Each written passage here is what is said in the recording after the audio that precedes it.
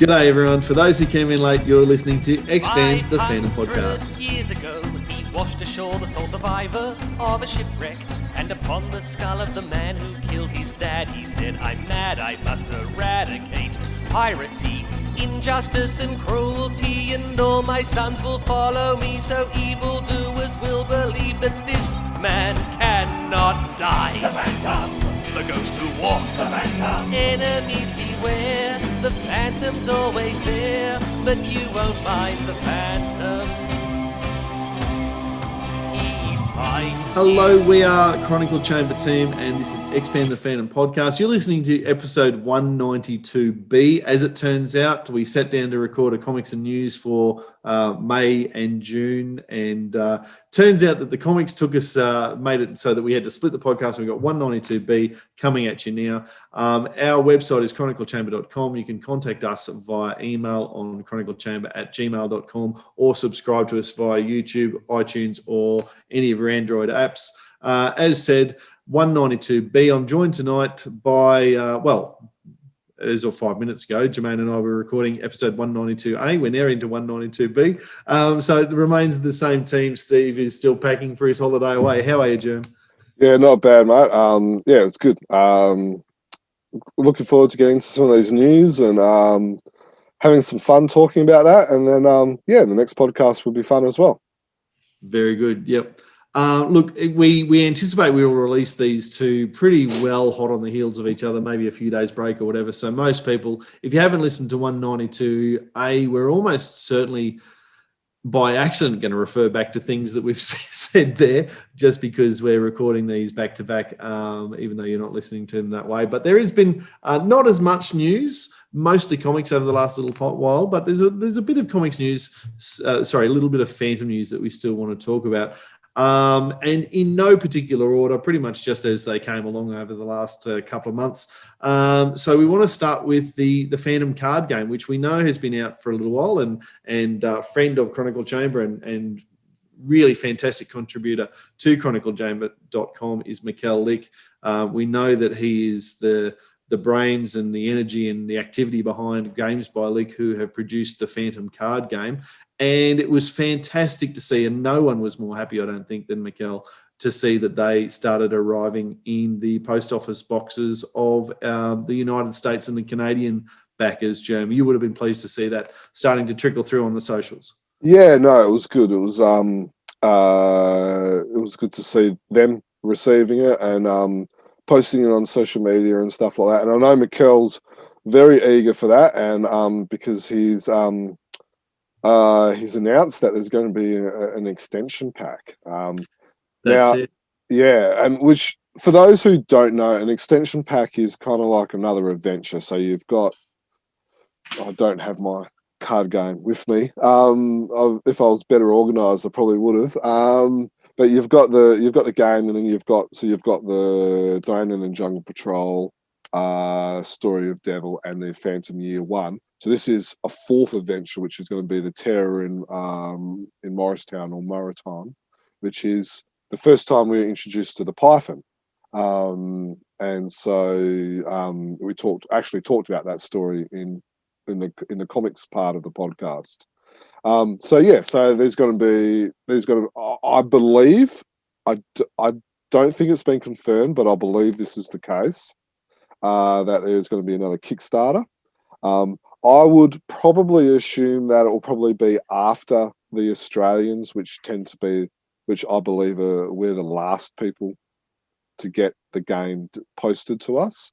I believe the Kickstarter, it makes sense to start it afterwards, because then all the backers can get their game, play it, get hooked on it, and then you can ride that wave into the new Kickstarter. So a couple of things there, but have I missed something? I thought Australians, because I certainly haven't received mine. I thought Australians had received theirs already. No, so you've gotten yours and I've gotten mine because we got the signed poster. So the signed poster was posted out by Mikkel. That's called Mikkel.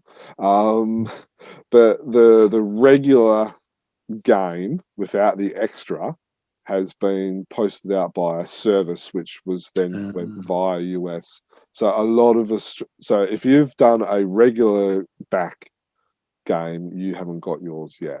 Right. Well, that's interesting because I feel like I have had my card game for a long time now, be months. So perhaps when the expansion pack does get onto Kickstarter, that might be a little bit more incentive for people to buy a signed copy of the game or whatever. And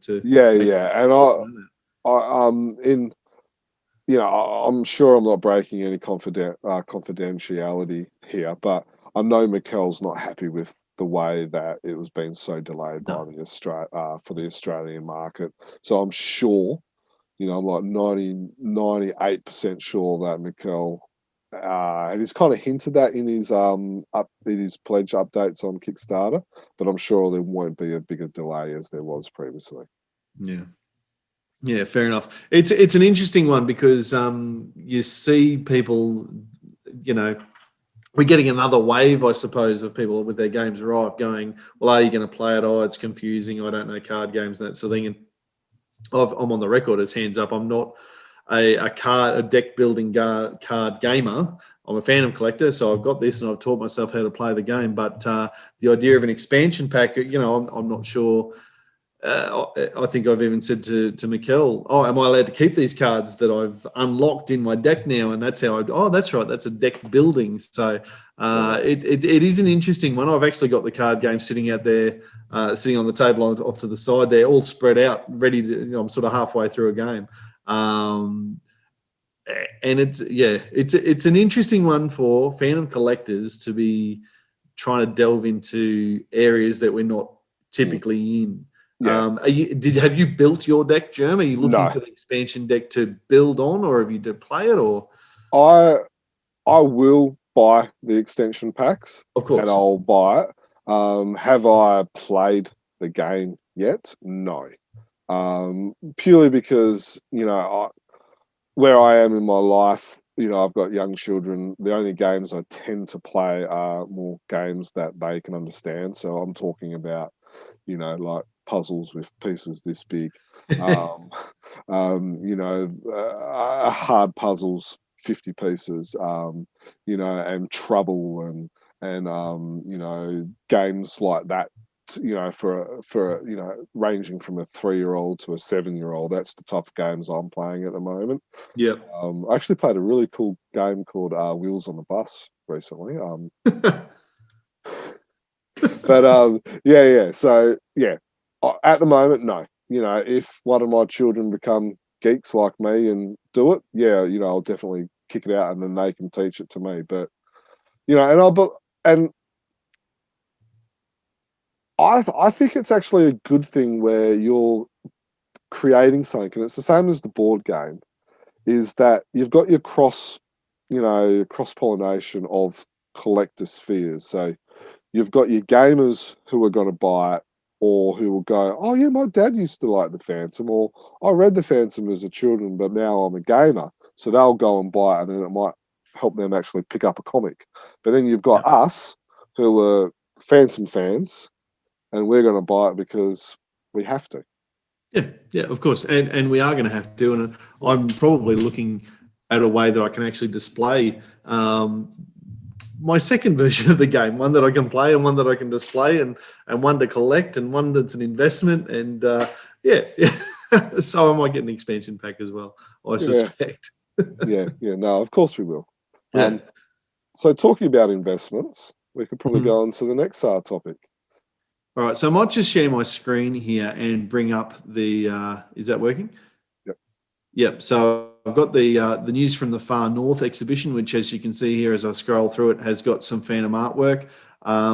This one here, for your own good, that I'm sort of circling the mouse around, I'm pretty confident I saw that at the Phantom Art Show in Coffs Harbour, actually. I seem to distinctly remember that one in particular. $9,000.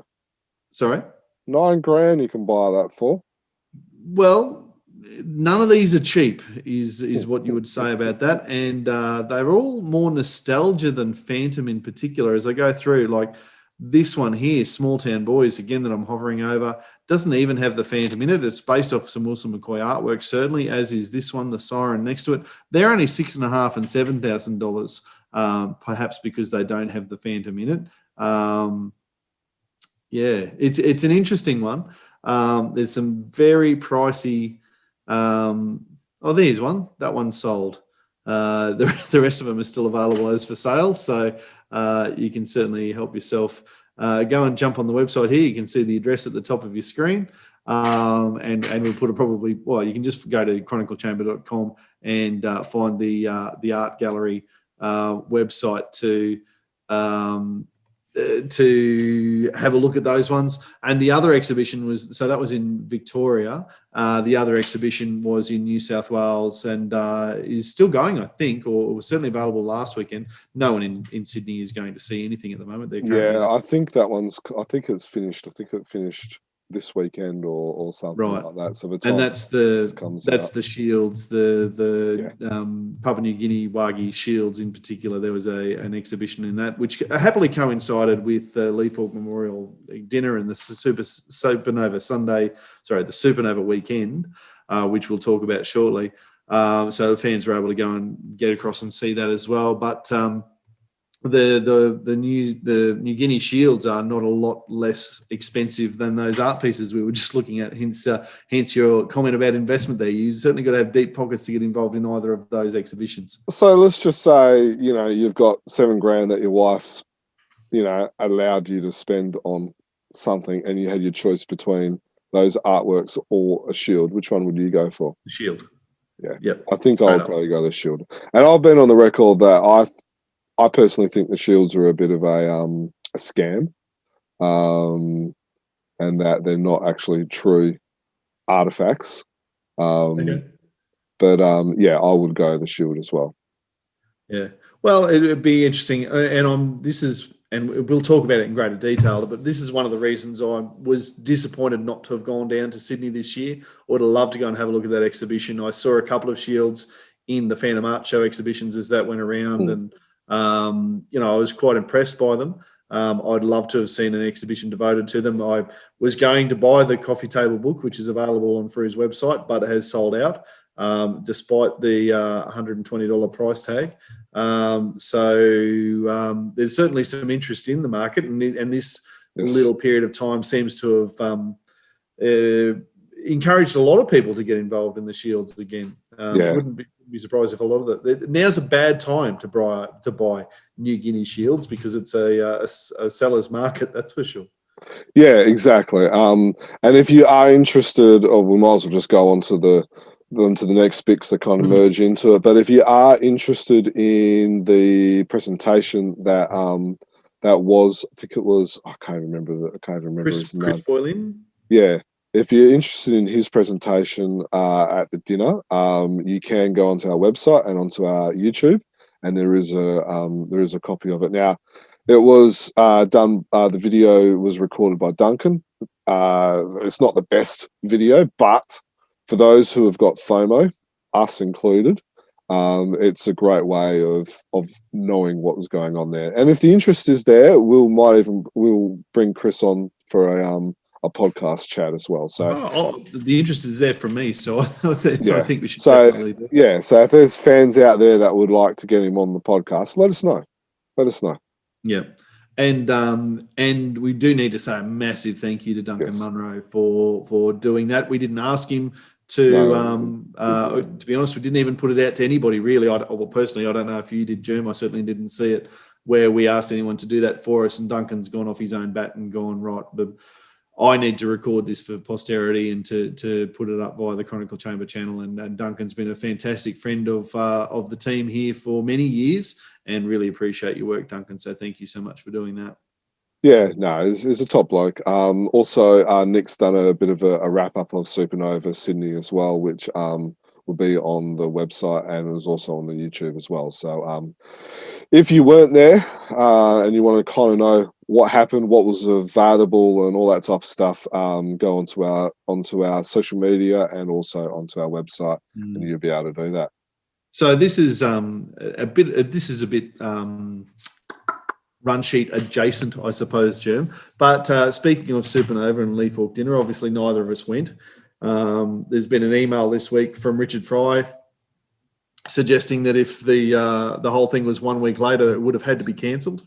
The situation in Sydney has gotten pretty grim over the last little while, and I suspect, if I'm right, if my maths is correct, if I had have gone to Sydney, I'd currently be in self-isolation back here in Queensland because the dates line up that way. So, same as you? Yep, same as me. So, Yep. so I would have had to. So if I stayed longer, but if I had left on the Saturday or Sunday, I would have had to be in isolation until I received a negative result. Yeah. Because I actually got a work colleague who was actually in Sydney on that weekend, and that's what happened to him. Yeah, so there you go. So and we're in the same boat here in Queensland, the way the borders have been shut. So pleased I didn't go. It's worked out for the best. And by, what I see of Nick in particular, but also Duncan's account, didn't miss out on heaps, I suppose.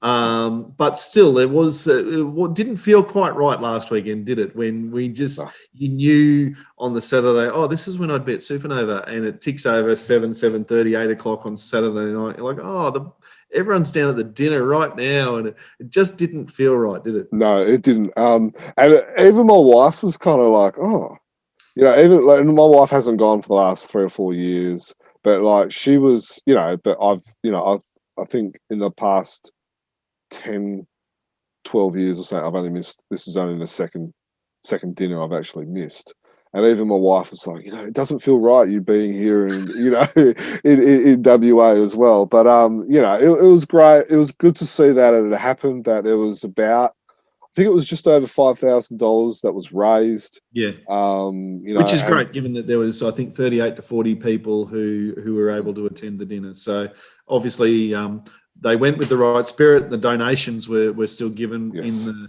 and I'm just so pleased that it was able to go ahead even as it was. Yeah. So Melbourne had a Comic Con that was supposed to be the next weekend. So that's been postponed to November, I believe it is. And then Perth, which was supposed to be this weekend of recording, which is the weekend after Sydney. So it was going to be Sydney, Perth, and then Melbourne. Perth has been postponed, and there hasn't been a date for that yet. Yeah. So, which is good that they've been postponed and not cancelled. For the Melbourne, there's I think Jamie Johnson, Andrew Constant, Matt Kime, who's going to be a guest as well. At the Comic Con? At Comic Con, which is in the one in Melbourne. And then for Perth, Jamie and Andrew were due to come over as well. I would assume that it would probably have to, you would just have to wait and see when that date is and then when they're available. But it was, it was looking like a real bumper 3 weekends in a row when, dare I say it, half of Australia could have caught up with a phantom guest and got their bushfire fundraiser book signed and stuff like that as well. But hopefully there will still be some dates and when people can get caught up with people on that. All right. So with all of that said about Supanova, let's talk about Wulfric Media or Reaper's Quest, as it's been rebranded. We spoke to Kelby Wooldridge of Wulfric Media not so long ago when we were talking about jewellery and rings in particular.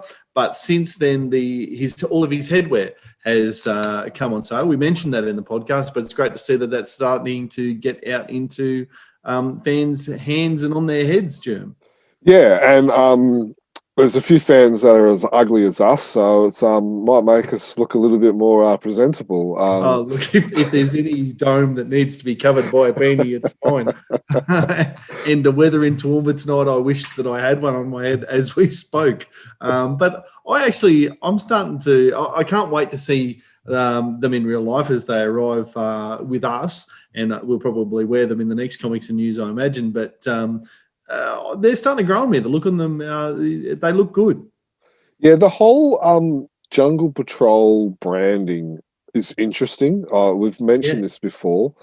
I think if it pays off, it could be very, very smart. And I get the feeling that, he's a smart operator, and I think he might be onto something here. And yeah, I'll be interested. Now, the price isn't the price is more reasonable for the common fan, but it's not a $5-10 beanie. So I'll also be interested to see the quality, because if you go by anything else that Kelby has created, it's not cheap knockoff stuff. It's the top quality. So it'll be interesting to have a look at the quality of the hats and beanies as well. I'm really glad you made that point, because you're right. None of the stuff that he's produced so far has been low end by any stretch of the imagination. So looking forward to the quality of it. I know the price point is a concern for some people, for a lot of people, let's be honest, and particularly around the postage. So we have gone around that postage issue, I suppose, by buying in bulk to save. And we can only encourage people to do that, get around some other fans in your area. But the link to Reaper's Quest and the order form for the hat and the beanie are going to be in the show notes or on chroniclechamber.com. So by all means, get along to those. It's an interesting model that he's got at the moment in terms of how often he orders, because he really is only ordering in short orders, I suppose, and we're probably used to with Phantom stuff, and I guess I'm talking about the board game and the card game and that sort of thing, where orders are in the creators ordering 1,000 of them, and they're all coming at once, and everyone gets theirs. Kelby seems to be ordering in smaller quantities, and he's able to do it every 2 or 3 weeks. So it seems like he must have a local supplier, someone who's prepared to do it in those shorter or smaller orders, which is interesting in itself. Yeah, it is. It's look, at the end of the day, if you produce a good quality product, it will sell, and there's different ways of it being done. And at the end of the day, that's the most important thing. Is it going to be a good product? Yeah, absolutely, and we're very much looking forward to reviewing that for you as they come into the Chronicle Chamber team's hands. And as I say, in all likelihood, we'll be sporting them in our next podcast. If it's as cold as this, I'll definitely want the beanie on. Probably a cap to get rid of the sun over in your neck of the woods, though, Jim. Yeah. No, it'll be looking forward to getting them. Looking forward to wearing them. To be honest, this will be the first product. This is the first product I've actually purchased from Kelby as well. All right. So with that, we probably come to the end of the news, because this was right from the outset. There was a lot more comics than there was news over the last little period of time, which is probably fair enough, because in March we had an absolute bumper with all of the stuff that was arriving in our post office boxes and that sort of stuff.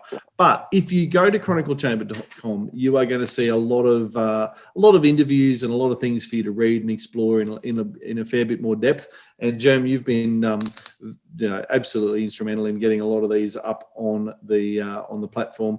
So interviews with Anthony Spey, Hania Beatty. We've talked about Matt Kyman, Shane Foley. The podcast interview we had with T. Fugner from King Features. My goodness, that was a fantastic interview. And all of the comments, we should say this, all of the comments and feedback that we've been received, we've been passing on to King Features and T, so that for the far and away, the most part, it's all been really positive stuff, and people have really enjoyed getting to know the personality behind King Features, and it's fantastic for people to be able to put a human face behind the corporate decisions that are being made by King Features. And that probably remains, with the perspective of time, that probably remains my favourite thing about the podcast that we had with T. Fugner, was that human face behind what people often assume is just cold-hearted corporate decisions.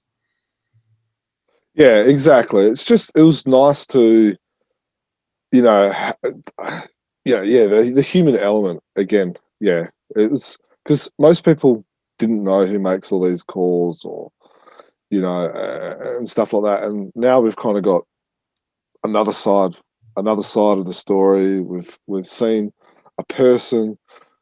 She does exist. She's not a computer.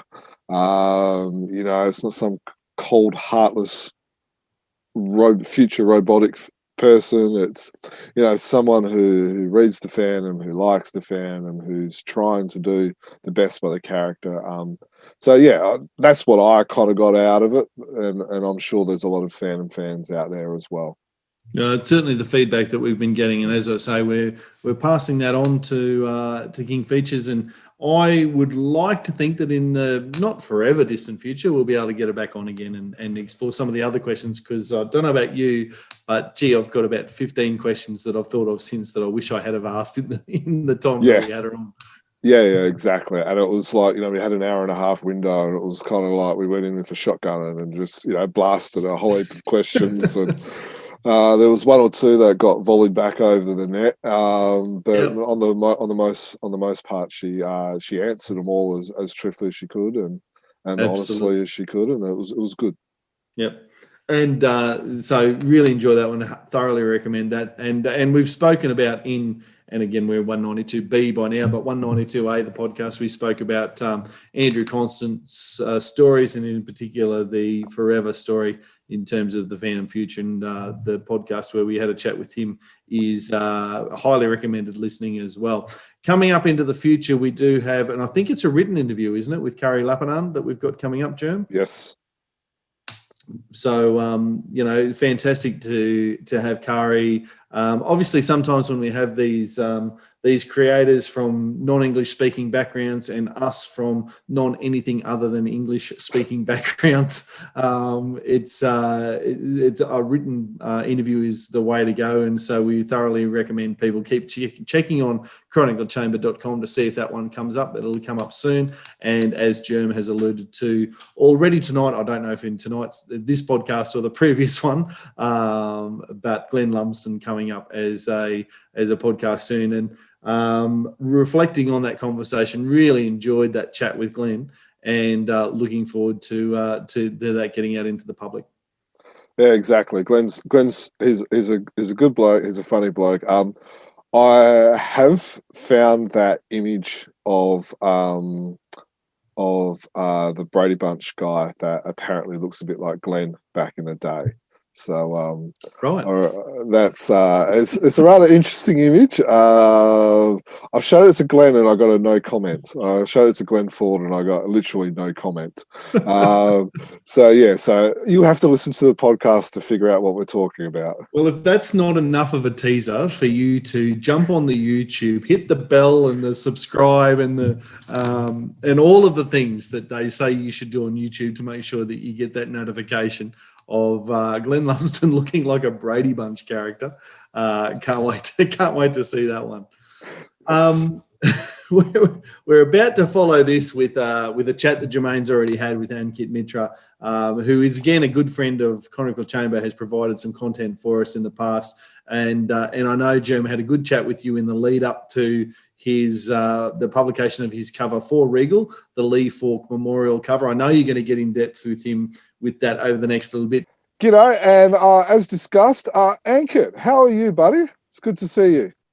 I'm doing fine, and yeah, it's great. I'm like finally back again. It's really feels good back here. Yeah. No, it's always good to have our buddies on the web, on the podcast and stuff. So yeah, just wanted to I guess touch base with you. It's been a while.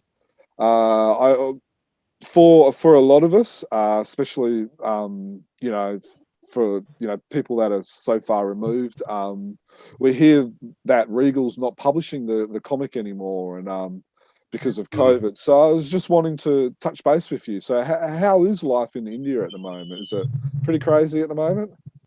Yeah, it was pretty crazy like about a couple of months or so back, and it still is, like in comparison to like what the numbers are in Australia. It's crazy, and it is alarming, and things are getting better, but we are already coming out in a little bit, like unlock has already started, but yeah, it's pretty bad. Like what the actual businesses have been hit very hard, and that's why the government is encouraging people to go out in the streets and get the vaccine. More importantly, the vaccination drive has really gone up. But yeah, we are a country of like over 1 billion, and so that is one of the biggest issues we have, and there's so much still left to do. So yeah, and that is the same thing. it has hit Regal also, because the distribution channels are even down. I think I've mentioned it before, but these magazines, these comics, they all run. The distribution channel was all run through those basically newsstands, and it hasn't been there since a year. So there are a lot of fans I know who you want to buy the Phantom and everything, but they're not that net savvy. Like a lot of people, like my father's age, like a friend's father I know, he reads the Phantom, and like I basically gave my copy to them because to show my cover, and he had read it. He had no idea I had done the thing. And so these are untapped markets that they haven't managed to get, because nobody wants to take the trouble, unless you're really that much of a fan, to send money over, then give your postal address, wait for post. So direct sales is being sticky. So I think that's why Regal has taken a backseat for some time.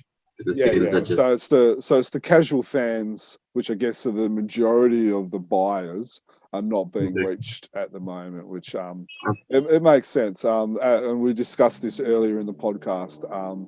But Mythos over in Brazil, they had a break from August to April this year, I believe it was, as well, of not publishing the Phantom. So I guess if you're listening to this and you're from Sweden and you're from Australia, where we've had an unbroken run of the comic, we've been very lucky where our Brazilian, our Indian buddies and friends and brothers and sisters have not had that.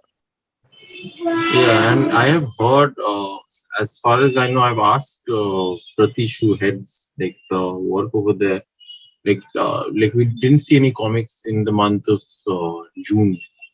We didn't even see comics. Did we see comics? Did it come out in May? No, even May we didn't see any comics. So I did ask him. He said like the next bunch, and they are looking at a schedule, something like every 1 month or 2 month gap, and then maybe 3 books instead of 2. To make up for it. But nothing is final yet. I just hope whatever happens that the publishing doesn't stop. I'd rather they take a break and they come back than just like go. Yeah, and it wouldn't be a decision that they've taken lightly, because I know they're very eager. They're very eager to get the comic out and stuff like that, and they've done an amazing job so far. So yeah, I completely agree. So you reckon maybe the end of July we might see something? I won't think the end of July. I think sometime mid-July there should be something out there. He was telling me that they're planning to at least because they don't want to lose like in a year. Like I think it's something to do with their planning of royalties and everything. So if they lose out in a certain year, they can't print those stories anymore, which they've already paid for. So that would be like a bigger setback. So I think you will have that. They will somehow make up with the number of issues. Maybe you might see like a big spurt of issues in some time, but it will happen. I'm pretty sure, because even they have to look at the business end of things. Yes. It wouldn't be wise to whatever, just basically leave it up. Yeah. Well, here's hoping that they that we do see something middle towards sometime in July. That'll be amazing. So one of the other reasons why we wanted to get you on is because since the last time we've talked, you've decided to become an artist. Yeah, kind of, like not really, but yeah, I was very lucky actually. Yeah, so that is one of the biggest things like in my life, I would say, because it's like a dream come true. Yeah, and I would have to say like I would have to thank you guys for being part of it. I mean, like now it's funny, like when I hear this podcast, where it was mentioned that guys who work for that, especially for that CC book, the Bushfire fundraiser, they are now suddenly right on there, and they are now doing covers. I mean, Mr. Raja, who is like a regular for them, and like I am associated with you guys because I do the reviews and I come up on the podcast, and now I am there. So yeah, it's pretty wild, right?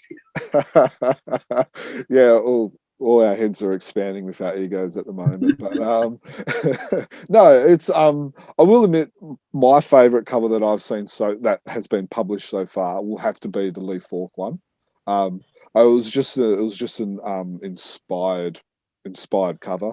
It was just, it was really fun. It was iconic. It was, it had all these different elements which we love about the Phantom. You did a good job with that. Yeah, thank you. This one, right? So yeah, this one was the fact is actually I think this came out on the fact because when I was finishing my cover, like there's a thing behind, like because since I was a first time artist and I was still struggling with the medium with digital and all, so I had to go back and forth a lot with the editorial process, and in that way, some of the things I wanted to do in my first cover didn't happen because partly I was inexperienced with the medium and there was lack of time, and they wanted something else, and getting something out of it was just a little bit.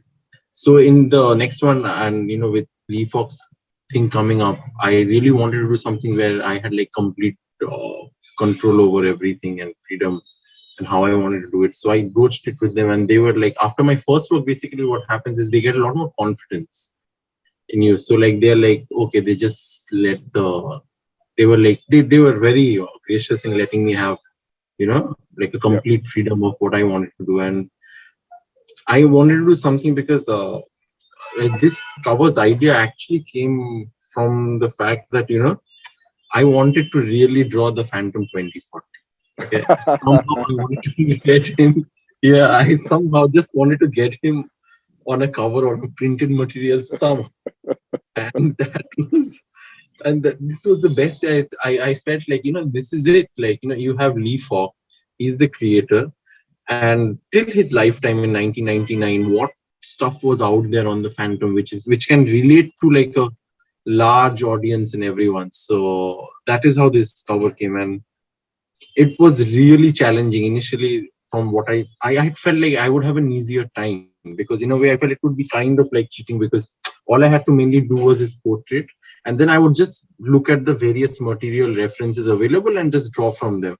But it was while drawing that I realized, like, good Lord, it's not that simple. Especially, like I had thought my most difficult parts would be doing Billy Zane, because it's a real portrait, as of a guy, and making that into art, and even especially this one, the Wilson, the George Wilson one. George Wilson color, because I always feel like his painted thing is difficult to get, but surprisingly it was actually like definitely they were difficult, but like it was Ray Moore, Cy Barry, Wilson McCoy gave me the biggest trouble, because it was amazing how they managed to get this very controlled, the ink line, and it was really difficult. Especially like I have a newfound respect for Ray Moore's work, like really, like getting this image of the Phantom kissing Diana, this just trying to get it. It's a great image. Yeah, I mean, like it was, and nothing to say about this one. Like this one, this is one of the reason I kept him in the middle bubble, because this is so iconic. Like I don't think there has ever been a point where no artist has like reproduced this thing, and that this was. And my least favorite Phantoms were smaller and like I mean I like Defenders of the Earth, but I never could get over the fact he didn't have guns and purple trunks. So So what of those images, in looking back, a bit of a retrospect, would you have like a favorite one, or one that I guess and I know the 2040 is your favorite, but is there one that that you look upon more favorably as your favorite child because of that, whether it was hard or whether it helped you find a new respect for that artist, or something like that? I would actually say like Ray Moore's and everything, but like Billy Zane actually, like finally when I finished with the Billy Zane one, because to draw him from like a real picture, like live action picture, and to get him right there as he is, I was very stoked when he finally, because I was always worried, because the rest of the characters were they were illustrations basically. They were still illustrations, so you could still get it close to whatever the artist. It's always easier to draw something which has already been drawn. But when you have to draw something which is like just like a real live model, and then especially with the lighting and the lines, and I have tried my best the first time, like to keep that difference of not make it too photorealistic, but also not too art. Like I think did manage to get some of that balance there, but yeah. So I would say Billy Zane, yes, for that, because it was a big challenge for making that live action look right as such. Yeah. Now, for those who are interested in a little bit more detail about the cover that Ankit did, he has written an article which is on our website. Along the bottom, if you're on video, you'll be able to see the URL about where my fingers are. If you're an audio only, if you look in the show notes, there will be the link for that as well. But it's basically bit.ly/Regal. So capital REGAL, capital C and V and R. So if you type in that, you'll be able to have a look at Ankit's, where he's done a really nice retrospect and gone through each of all the different elements and the different images and why he chose them. It was fun reading that, so I really appreciated you writing that. Thank you so much. And I was very stoked to see Mr. Tony DePaul, write a comment on it. Yeah, no, Tony, he's a bit of a. I hope you don't mind me saying this, but he keeps us honest with what we write about and what we talk about. Every time something gets written or we mention him or something like that, he always drops it. Like recently in a podcast, I talked about how I don't like Old Man Moz being a seer, and so. A couple of days later, Tony writes an email and says, "Ha ha ha! You're not going to like the next story," or So it keeps us honest. So it's good. So there's been two covers that have been published. Now, I've been informed that there may be one or two others. So you're getting a couple of covers behind you. Do you think you've found your style yet? Not really, because very honestly, I'm not a trained artist as such. I used to really love drawing when I was a kid, and I never learned it anyway. And very honestly, I learned drawing this kind of style by copying books of comics which had art by it had Jim Aparo, Norm Brayfogle, the standard Batman books that I grew up when I was a child. I had a big spurt when Spawn came in the market. So Todd McFarlane is like a hero to me. So, but and I can't, you can't emulate the Phantom in those styles. Like, it's mentally not there. So when I'm drawing the Phantom, I have noticed this. I tend to draw my Phantom if I can show you a picture which was done, which is not for Eagle or anything. You can see it on the screen. It has a tendency to very much look like Phantom 2040. I think it's based on what people have in their childhood. For most artists in the 60s, 70s, the Cy Barry Phantom was their definitive. So whenever you try to do the face or something, it goes there. So, and it was happening to me too. So, and I saw it wasn't bad, but because there are very certain very striking features of the Phantom 2040, which is not, I don't think it's very well accepted as such in that art style, because of that length. The Phantom is looking a little thinner, a little leaner, and So to get him back in that thing, I was really helped by the advice of Henrik Sahlström, I will have to say. And it was after his advices on how to, I think my last few covers, which are still not published, are much better work if anybody sees them, because he really helped me. He told me to look at the works of established artists like Kari Leppänen, if I'm not murdering his name. Leppänen is another artist I started really watching and really starting to see how he does the thing, and also Henrik's work himself. So so I think I'll get my style done over time. It will take a long time, but I have got down a certain idea of how I should approach it, because actually my dream is to do an interior work, not just cover. So that's my ultimate goal. I mean, I'm buying an iPad to myself because I'm done going to my friend's house and drawing every 3-4 hours when I can. And so that's it. No, that's awesome. For those who want to know more about Henrik Solstrom, we have had a podcast with him. A great guy. And then also you mentioned Carrie Leppinen. We've just done a written interview with him, and that should be published on our website probably about half a week to a week after this goes live as well. So hopefully everyone enjoys that as well. So yeah, no, it's been great. It's been great spending a little bit of time with you, Ankit. Glad to hear that you're safe. So have you had any of the vaccinations? Yeah, I've had both jabs actually. So Awesome. My parents also have had both jabs, but my sister has just got like her first jab. It's been a little sketchy. Like, thankfully, I got my jab much earlier. So, but it's happening. It's happening in a huge drive in India. You know how many people are. So Yeah. No, yeah. that's good. That's good. Yeah. No, that's good. It's good to hear. Hopefully you stay safe. Hopefully, things start to improve, and Regal publish some more comics, and they get it out in the newsstands, and all the casual fans and all the majority of the day-to-day ones that are going to walk past it will start picking it up as well.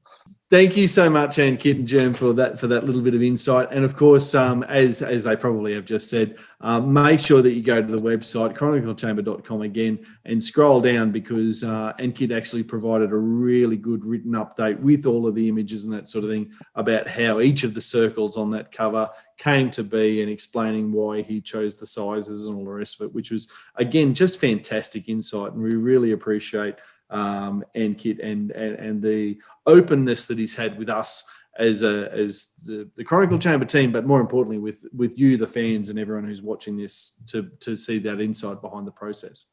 No, it was good to chat. Make sure you read that article. The URL will be along here. The URL will also be in the show notes as well. Absolutely. Well, look, this draws 192B to a close. I've got no idea how long this will be. It feels like it's probably shorter, but we've had some serious internet issues and child crying, cat attacking type issues as we've gone into the second half. So there's been about 16 different edit points that Jermaine's had to deal with as he's put this one together. Thank you for your patience in putting that together, Jerm, your patience with the internet troubles, and your rescuing of your own child from the cat. Well done. She's straight after this, we'll be back on to make sure she's settled well, and maybe have to kick the cat or something. Fair enough. Well, thank you so much to you for listening, to everyone who's listening. Make sure that you do, as I've said a number of times, hit up our website, chroniclechamber.com. If you have any questions or comments that you'd like to send through to us, the best way is through email, chroniclechamber@gmail.com. If you go to the website, right at the top, you'll see our banner for the Patreons. We really value all of the patrons who get involved and support the podcast, pay for the bills, pay for things like the Zoom subscription that allows us to do this chat, pay for the hosting ability for our P3, which is this huge digital archive of all Phantom stuff. Recent patrons who have jumped on board, James Jackson, Vanush Kakar, Larry Burbage, and even just tonight, while we've been recording, Minotaur Bob, which I love as an avatar name, Minotaur Bob. Thank you very much for jumping on board. We really appreciate your support, and everyone else who's been a Patreon for a long, long time, because without you guys, we wouldn't be able to have all of the content available to everybody that we do. So thank you so much for your support. Now, one of our patrons is a Canadian, Jim Layu, who has been a friend of Chronicle Chamber for a long, long time and in communication on and off. He's actually also a songwriter and has sent through a song, a Phantom-inspired song, which we're going to use today as our sign-off. So when that comes up, I hope you enjoy that. It's a couple of minutes of Phantom-related content. It'll go on the P3 as well, but we're going to put it on the end of the podcast tonight as well. So when you hear that one, that's what that's all about. So Jermaine, it's thank you so much for your time tonight. It's been a long one by the time we did 192A and B, and particularly B, which was we slated it as a short one, but has had all of these technical problems. So thanks for your patience again with that.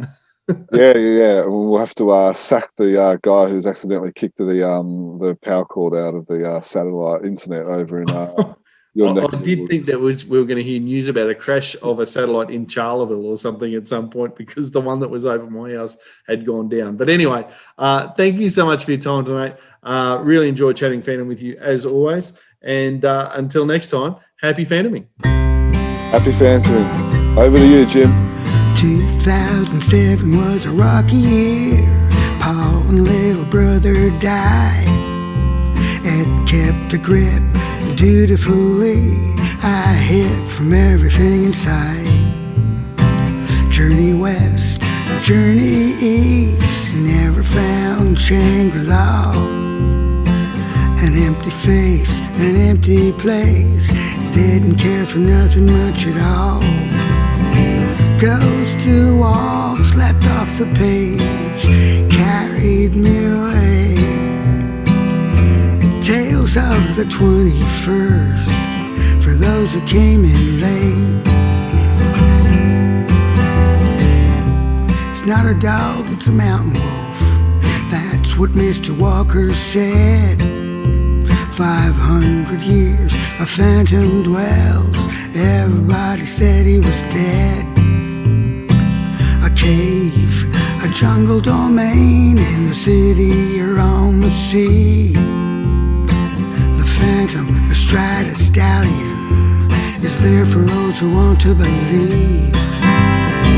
Ghost who walked, slept off the page, carried me away.